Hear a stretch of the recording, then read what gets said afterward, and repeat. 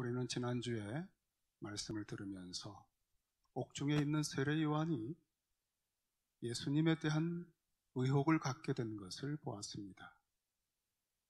그는 심판을 선언했고 온 나라가 회개하면서 세례를 받았습니다. 우리 주님께서 곧 오신다. 도끼가 나무 뿌리에 놓였다. 이제 회개하지 않으면 심판이 불처럼 임한다 라고 하는 무서운 경고를 듣고 사람들은 회개하며 세례를 받았습니다. 그런데 정작 요한이 분봉왕 헤롯을 꾸짖어서 옥에 갇혔음에도 불구하고 우리 주님은 그를 옥에서 나오게 하거나 또 로마의 모든 식민지 통치를 끝내고 하늘과 땅의 만물을 새롭게 하는 최후의 심판을 행하는 기미가 전혀 보이지 않았습니다. 옥에서 근심하던 요한은 제자들을 보내서 당신이 정말 오실 그 메시아입니까? 라고 묻게 되었습니다. 주님은 요한을 사랑하시고 그를 긍휼히 여기시는 마음으로 이사야서 61장 말씀과 35장 말씀에 비추어서 메시아가 오시면 이런 일을 할 것이다 라고 했던 확실한 보증서와 같은 메시아 사역의 메시지를 전해 주었습니다. 아마 옥중에 있는 요한은 주님의 말씀을 듣고 믿음이 생겼을 것입니다. 그리고는 당신은 오실 그분이 맞습니다. 비록 제가 기대한 대로 심판이 이루어지지 않고는 있지만 깊은 뜻이 있고 계획이 있으실 줄을 압니다. 비록 제가 옥에서 나오지 못하고 이 옥에서 순교한다 할지라도 저는 끝까지 당신을 메시아로 믿겠습니다 라고 하는 그런 결단이 있었을 거라고 저는 생각합니다. 우리가 생각한 대로 이루어지지 않을지라도 주님은 주님이십니다, 여러분. 이 세례 요한의 이야기를 들으면서 주님이 의미심장한 말씀을 하나 제자들에게 하셨습니다. 누구든지 예외가 없습니다. 누구든지 나로 말미암아 실족하지 아니하는 자는 복이 있다. 자, 여러분, 심각한 말씀입니다. 지금 세례 요한이 잠깐 흔들렸습니다. 실족하는 느낌을 주었습니다. 그것을 해결한 후에 주님이 하신 말씀입니다. 누구든지 나로 인해서 실족하지 아니하는 자가 복이 있다고 하셨습니다. 정말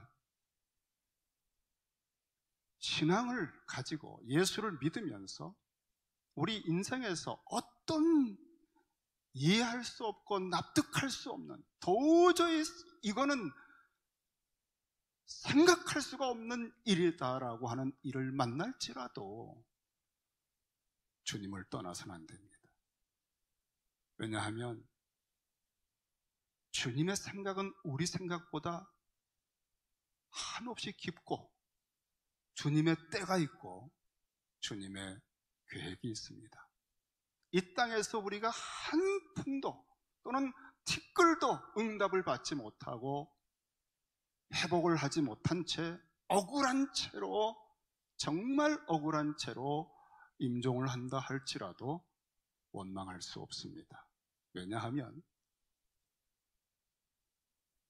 죽은 다음에 부활시키시고 갚아주시면 될 거 아니에요. 주님은 우리를 죽은 자 가운데서 다시 살아나게 할 수 있는 분이기 때문에 죽도록 충성하라고 요구하십니다. 이해가 안 될 것이다. 설명해도 모를 것이다.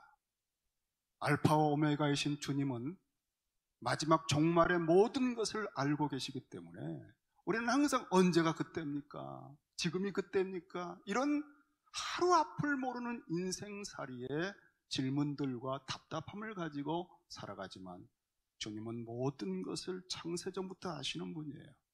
그래서 우리가 주님을 따라갈 때는 이해할 수 없을지라도 끝까지 신뢰해야 되고요. 내 조보라한 생각 가지고 주님을 평가하는 순간 어리석은 자가 되는 것입니다. 누구든지 아무리 시대가 어렵고 상황이 힘들어도 나로 말미암아 실족하지 아니하는 자가 복이 있다. 아마 이 말씀이 우리의 지금 살아가는 환경 속에서 가장 필요한 말씀 같아요.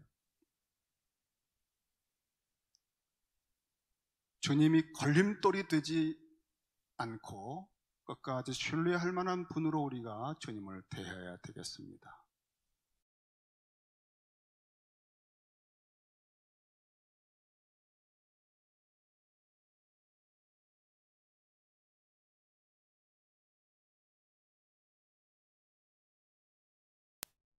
마리아와 요셉의 품에 안겨서 시므온이라고 하는 사람이 기다리고 있는 예루살렘에 올라가게 되었습니다. 예수님을 봉헌하기 위해서 올라갔지만 성령께서 시므온에게 메시아가 오시는 것을 보게 될 것이다 라고 하는 예언을 해주셨습니다. 낮이나 밤이나 기다리고 준비하고 있는 시므온에게 어떤 한 젊은 부부가 아기를 안고 들어오는 것을 보는 순간 성령께서 가르쳐 주셨어요. 저 아기가 메시아다. 정말 일생에서 그 순간처럼 감격스러운 때가 없겠죠. 그 아기 예수를 품에 안고 시므온은 감격스러운 노래를 합니다. 유명한 시몬의 노래가 나오죠. 이 아이는 온 모든 사람들을 위해서 예비하신 구원이고 이스라엘의 영광이며 이방의 빛이다. 그리고는 그 부부를 축복한 후에 오늘 말씀처럼 34절에 보면 누가복음 2장 34절에 시므온이 그들에게 축복하고 그 다음에 부부에게 축복한 다음에 특별히 마리아를 향해서 좀 특별한 메시지를 전했습니다. 그들에게 축복하고 그의 어머니 마리아에게 말하여 이르되, 오늘 마리아에게 한 시몬의 말씀을 여러분과 나누려고 합니다. 그는 이렇게 시작했습니다. 보라 그랬습니다. 지금부터 내가 하는 말은 굉장히 중요한 말이다. 마리아여, 귀를 기울이고 마음을 기울여서 내가 이제부터 하는 말을 잘 듣기 바란다. 여러분에게도 제가 요청합니다. 오늘 이 말씀을 잘 들으시기 바랍니다. 지금 이 어려운 시대에 이 말씀이 우리에게 주님을 신뢰하고 믿으며 결코 주님으로 말미암아 실족하지 않고 원망하고 낙심하고 짜증내고 믿어야 뭐하나 그런 생각이 스쳐 지나가는 그런 일이 없게 하는 아주 중요한 말씀입니다. 보라, 이 아기는 이스라엘 중 많은 사람이 패하거나 흥하게 하며, 이것은 원문에 보면은 하기 위하여 세움을 받았고 그렇게 되어 있습니다. 자, 이 아기는 장차 어떤 일을 하게 될 것인가? 시몬은 예수님이 아기로서 지금 품에 안겼지만 장차 어떤 사역을 하게 될 건지를 예언하고 있습니다. 이 아기는 장차 이스라엘 중 많은 사람을 패하게 하거나 흥하게 하는 일을 위해서 세움을 받았다. 하나님으로부터 세움을 받았다. 어디에? 시온에. 지금 이 아기가 예루살렘에 봉헌되고 있습니다. 하나님의 아들입니다. 하나님의 아들, 아들이라고 하는 것은 히브리어로 또 아람어로 벤이라고 그래요. 그런데 돌은 에벤 그러죠. 에벤에셀, 에벤. 그래서 벤과 에벤이라고 하는 아들과 돌을 서로 교차하면서 언어 유희적으로 사용을 합니다.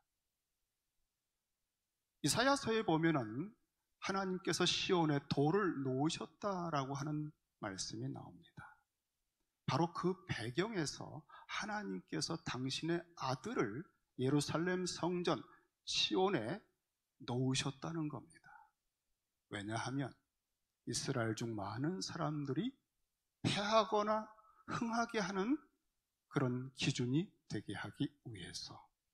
여기 패한다고 하는 것은 거의 영원한 멸망을 말하고요. 흥한다고 하는 것은 오늘 말씀 외에는 성경 전체에서, 신약에서 언제나 부활이라고 쓰입니다. 다시 말하면 예수를 만나서 사람들은 두 종류로 갈라진다는 뜻입니다. 그것이 시온에 놓여진 아들, 이 돌로 인해서 갈라지게 됩니다. 시온은 무엇이죠? 온 세상의 중심입니다. 에덴 동산 가운데, 이스라엘 12지파의 진 가운데 성막이 있고 성전이 있었던 것처럼 이스라엘의 중심은 온 세상의 중심인 것입니다. 거기에 예수께서 딱 놓여진 거예요. 그러니까 오늘 이 사건, 아기 예수가 성전에 봉헌되기 위해서 시몬의 품에 안긴 이 순간은 하나님의 나라 역사에서 아버지 하나님이 아들 예수 그리스도를 통해 만물을 새롭게 통치하시는 획기적인 전환점을 맞이하는 순간입니다. 시몬은 그 감격스러운 순간을 지금 선포하고 있습니다. 이제부터 역사는 예수 그리스도를 중심으로 두 갈래로 나뉠 것이다. 또 한 가지, 이 아기가 세워지는 목적이 있는데, 그것은 비방을 받는 표적이 되기 위해서 오늘 시온에 세워지는 것이다. 사람들이 비방을 하는 거예요. 그리고 얼마나 비방하는지 그 비방의 마지막 절정은 십자가입니다. 예수께서는 이 땅에 오신 목적, 그 이유 중에 하나가 비방을 받는 표적이 되기 위해서 결국 십자가에 못 박혀 죽으시기 위해서 오셨다는 것입니다. 그러면서 35절에 또 칼이 내 마음을 찌르듯 하리니 이는 이 아기가 여러 사람의 마음의 생각을 드러내려 함이라 하였습니다. 자, 오늘 이 두 절의 말씀을 가지고 좀 더 순서를 제가 좀 논리적으로 바꾸어서 설명을 드리겠습니다. 마지막에 34절 후반에 보면은, 35절 후반에 보면은 우리 주님은 사람의 마음의 생각을 드러낸다고 그랬죠. 생각이라고 하는 것은 우리에게 항상 있습니다. 그러나 여러분, 우리가 생각을 할 때 뇌에 잠깐 단기 기억층에 머물러 있던 생각들은 몇 초 후에 사라지기도 합니다. 생각이 나지 않습니다. 방금 전에 볼 때는 보았는데, 들었는데 돌아서면서 잊어버립니다. 혹시 여러분들이 설교를 듣는 순간에는 뭔가 느꼈는데 교회 문을 나서면서 사라질 수 있다는 거 경험 많이 하셨을 겁니다. 그것이 단기 기억층에 잠깐 머물렀다가 사라지는 것입니다. 영적으로는 새가 와서 쪼아먹는다고 그래요. 마귀가 그 말씀이 심층으로 들어가서 우리 속에 인생의 큰 변화를 일으킬 수 있는 가능성을 봉쇄하기 위해서 단기 기억층에 머물러 있을 때 새가 와서 쪼아먹듯이 마귀가 그 말씀을 빼앗아 간다고 얘기합니다. 여러분, 말씀을 듣고 절대 잊어버리면 안 됩니다. 상실하면 안 됩니다. 그것은 아마 이 한 주간 동안에 가장 큰 보배를 잃어버린 것입니다. 말씀을 들을 때는 전심을 기울여 듣고 그 중에 내게 주신 말씀이 있으면 반드시 메모를 해서 그 다음에 그걸 킵하고 일주일 동안 묵상하면 거기에서 놀라운 일들이 벌어지고요. 그 말씀을 의지하고 기도하면 하나님이 여러분의 문제 가운데 해결의 실마리를 주시는 것들이 일어날 것입니다. 하나님은 말씀으로 천지를 창조하시면서 여러분이 말씀을 듣는 가운데 하나님의 통치, 30배, 60배, 100배의 천국의 통치를 경험하게 만드셨어요. 자, 이것이 생각입니다, 여러분. 이 생각을 우리는 이렇게 단기 기억층에서 잃어버릴 수도 있지만 오늘 주님이 우리에게 하시는 생각을 드러낸다고 하는 그 생각은 단순한 잠깐 있는 생각이 아니라 사람의 마음에 있는 생각입니다. 마음은 중심이지요. 하나님은 외모를 보지 않고 사람의 중심을 본다고 그랬습니다. 그 중심은 우리의 삶과 생애와 우리의 존재의 가장 깊은 심층부예요. 거기에서 우리는 결정을 합니다. 가치관을 가지고 판단을 합니다. 그 중심에 있는 생각은 우리가 때론 목숨을 걸 수 있는 사상이고 철학입니다. 마음에 있는 생각은 그래서 잠깐 있다 지나가는 생각들이 아니고 나의 인생 자체입니다. 우리는 살아가면서 경험을 합니다. 해보고서 좋았던 거, 이거 좋다, 바로 이거야, 이것이 성공이구나, 그걸 딱 킵해서 마음속에 각인을 시킵니다. 그래서 해보다가 안 되는 거, 안 좋은 거, 이건 절대 하면 안 되겠다. 그럼 그것을 또 하나 킵하여 마음에 정리합니다. 반복해서 20대, 30대를 살아가면서 체험하고 확증하고 실패하고 울고 분노하고 결단하고 맹세하고 이렇게 해서 쌓이고 매듭이 지어지고 정리가 된 선과 악의 가치관들이 마음의 생각입니다. 우리 인생은 에덴에서 하나님 보시기에 선과 악을 중심으로 살아가게 돼 있어요. 그런데 선악과를 따먹으면서 우리는 우리 자신이 하나님 노릇을 하기 위해서 내가 보기에 선한 것과 내가 보기에 악한 것을 중심으로 마음의 생각을 만들어 갑니다. 그래서 아무리 좋은 사람이라고 평가해도 나에게 안 해주면, 못 해주면 나쁜 놈이에요.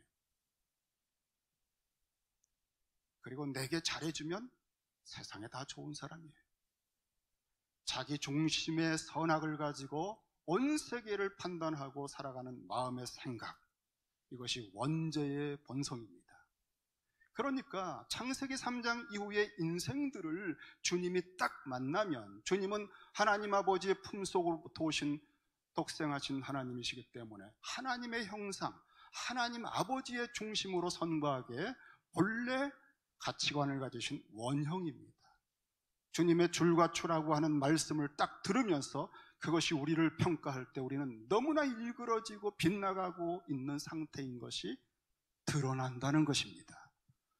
그러므로 마음의 생각을 드러낸다는 것은 굉장히 심각한 사건들이 생기게 되어 있습니다. 우리는 마음에 있는 깊은 생각들을 드러내지 않고 사는 법을 배웠습니다. 내가 속으로는 그 인간 너무 싫어요. 나는 그런 종류의 사람을 싫어해요. 하지만 우리는 비즈니스적인 가면과 얼굴 표정에 익숙하기 때문에 싹 웃으면서 손을 내밀고 How are you? 라고 할 수 있습니다. 우리는 체면과 예의와 프라이버시의 옷들을 겹겹이 입고 마음의 진짜 생각들을 감추고 생활 전선을 살아야 하기 때문에 그러한 삶의 층들이 두텁게 우리를 채우고 있습니다. 우리는 서로 지켜주기 했습니다. 프라이버시 지켜주고 살아가는 것입니다. 그러나 진실이 맞닿지 않고 참된 공감이 없고 언제나 사회적 거리를 두고 살아야 하는 답답한 삶을 살아가고 있는 것이죠. 그런데 주님은 오셔서 진짜 하나님 나라의 삶, 벌거벗었으나 부끄럽지 않았던 에덴의 삶에 우리를 회복시켜 주시기 위해서 그 두터운 외식과 체면과 가면의 벽을 뚫고 그 중심 속에 있는 마음의 생각을 콕 찍어서 자각을 시켜요. 뜨끔하지요. 우리가 주님의 말씀을 듣다 보면 서늘해집니다. 들킨 것을 느낄 때가 많습니다. 주님은 우리를 참되고 진실한 세계로, 진짜의 세계로 우리를 초청하지요. 그런데 그 일은 참 어렵습니다, 여러분. 우리 주님은 우리의 마음의 생각을 알고 있습니다. 우리 주님은 마음을 꿰뚫어 보십니다. 요한복음 2장 24절 25절에 보면은 주님은 그 몸을 사람들에게 의탁하지 않으셨는데 이는 친히 모든 사람을 아심이요 또 친히 사람의 속에 있는 것을 아심으로 사람에 대해서 아무의 증거도 받으실 필요가 없으셨다고 그랬어요. 누가 알려주셔야 알지 않습니다. 그대로 속을 꿰뚫어 보십니다. 그러므로 주님은 그 마음의 속에 있는 것들을 아시기 때문에 그대로 두시면 그냥 피상적인 관계로 악수하고 대충 지나갈 수 있지만 주님을 만나는 사람들마다 에덴의 가운데에 있고 이스라엘 진 가운데에 있고 우리의 전인격과 삶의 모든 것을 피할 수 없는 중심에 서 있는 시온의 아들 하나님이 세우신 자리에 있는 주님을 우리는 땅끝까지 증거하며 만나게 하시기 때문에 피할 수가 없어요. 하나님께서 우리 주님을 모든 사람들이 1대1로 직면해서 우리의 가장 깊은 속에 삐뚤어지고 왜곡된 창세기 3장 이후에 이 타락한 본성의 심층부를 벌거벗은 듯이 드러내서 우리로 하여금 결단을 촉구하십니다. 이런 주님과의 만남이 한 번씩은 있어서 대개 예수를 믿으신 거예요.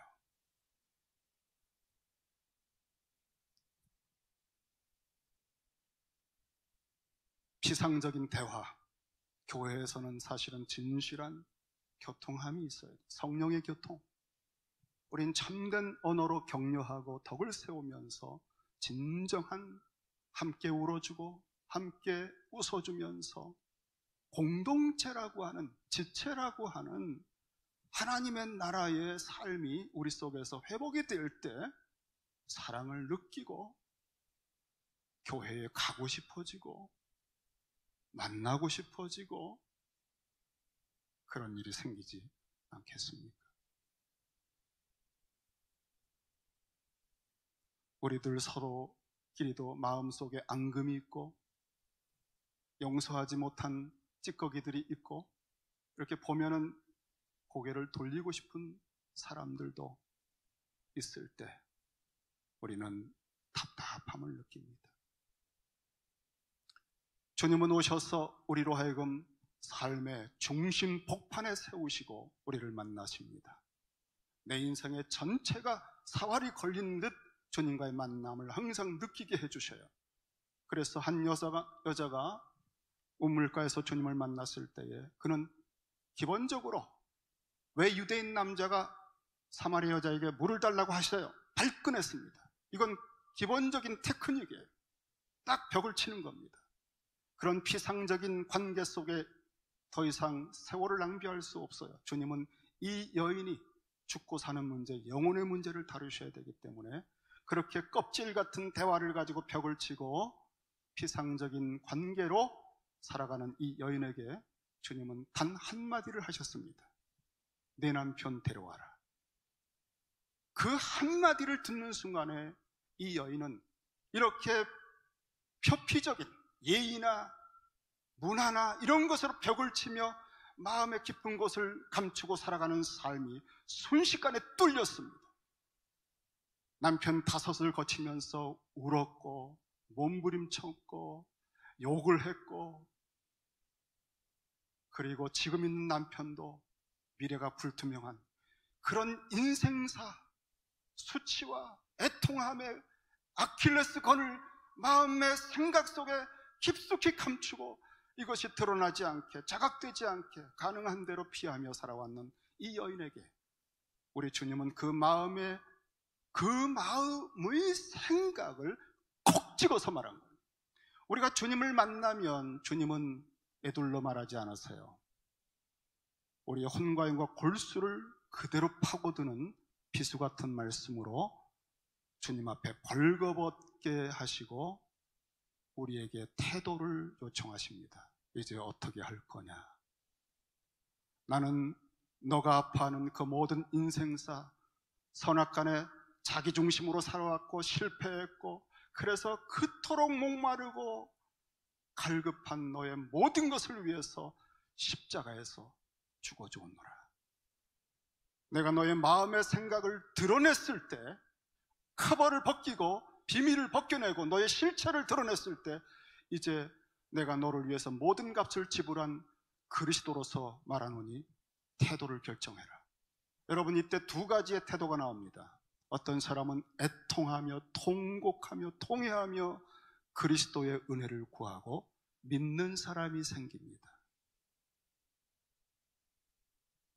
그런데 두 번째로, 어떤 사람들은 마음의 생각을 드러내주면 회칠한 무덤아, 내 속은 탐욕과 거짓과 가증함이 가득하다, 외식이 가득하다 화했을진저, 그 말씀을 듣고 도리어 화를 내고 분노하고 자기의 동료들과 함께 회의를 하고 사내들인 공회에 고소를 하고 공권력을 가지고 그렇게 마음의 생각을 드러내는 예수 때문에 폭동이 일어나거나 모든 사람들이 막 움직여서 로마가 주목해서 우리 민족사에 큰 위기가 온다.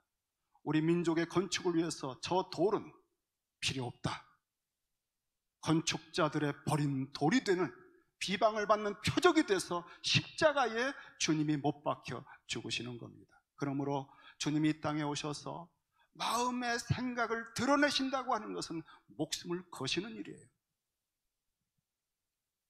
주님이 그 목숨을 거신 일이 있었기 때문에 우리 속에는 진정한 사랑들이 그나마 가능성이 생긴 거예요. 참된 교통이, 성령의 교통 가운데 교회가 공동체가 될 수 있는 가능성이 열린 겁니다.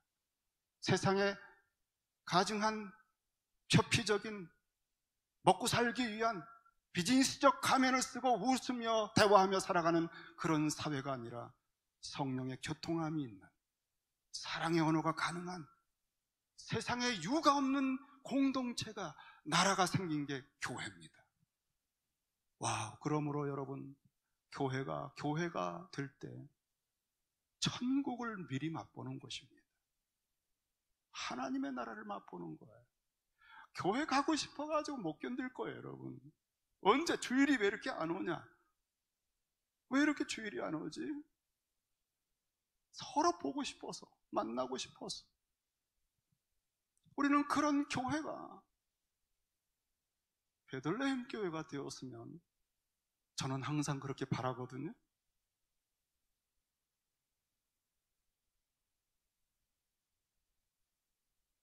우리 주님께서 우리의 마음의 생각을, 그 감추고 있는 아프고 슬프고 목마르고 분노하고 힘들어하고 몇 명의 리스트를 딱 챙겨가지고 있는 마음의 생각들을 드러내서 말씀 앞에 드러내시고, 아픈 병이 들어서 아플 때 드러내시고, 때로는 뭐 꿈에서도 이상한 게 보일 때가 있어요. 그런 거 별로 뭐 신뢰할 건 아니라고 하지만 어느 때는 그런 것도 있어요. 제가 가끔 기도하면, 저는 은사가 없기 때문에 병든 분들이 잘 안 나요. 그런데요, 어느 때는 병이 났습니다. 그리고 가끔 이렇게 기도할 때 어떤 분들은 그 마음속에 있는 생각을 제가 알 때가 있어요. 저는 은사가 없기 때문에 다는 모릅니다. 괜찮습니다, 여러분. 걱정하지 마세요. 어떤 분이 저희 교회를 다니다가 남편이 믿음이 없어요. 그런데 그날은 다른 교회를 가려고 했습니다. 근데 남편이 그래도 베들레헴 교회를 가야 되지 않을까 그랬답니다. 그래서 가던 길을 돌아서 예배 가운데 오셨대요. 그 금요일이었다, 주일이었나, 하여간 제 기억이 가물가물합니다. 근데 그분이 금요일에도 오셨던 것 같아요. 주일에도 오셨고, 그래서 금요일에 오셨는데 그 순원들이 아마 기도받으라고 저한테 기도를 부탁을 했습니다. 그래서 다 기도를 합니다. 그런데 제가 이렇게 기도했다고 합니다. 기억도 안 나지만 돌아오라, 돌아오라, 돌아오라. 그리고 가정의 제사장의 일을 감당하라. 근데 이 자매분이요, 남편이 믿지 않기 때문에 가정에서 신앙적인 제사장의 책임을 항상 느끼고 있는 그런 마음이었대요. 그리고 지금 가던 길을 돌아서 다시 베들레헴으로 왔거든요. 딱 두 마디를 듣고 이분이 너무 놀란 거예요.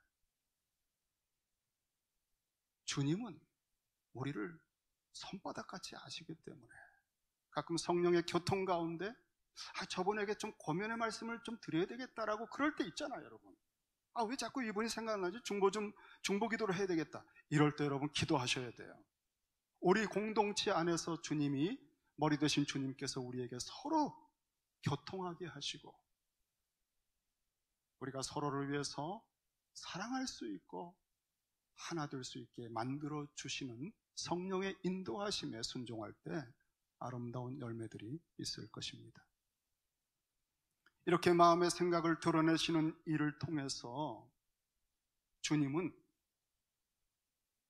비방을 받는 표적이 되시고 십자가에 못 박히십니다.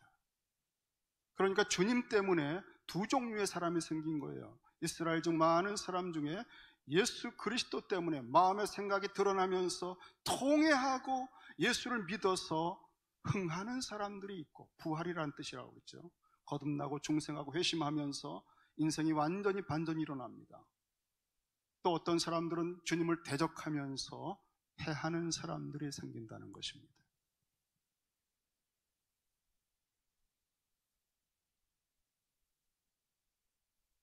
우리 주님이 이렇게 사역을 앞으로 하실 것이기 때문에 주께서 십자가의 길로 가시는 그 마지막 십자가의 밑에 마리아가 섰을 때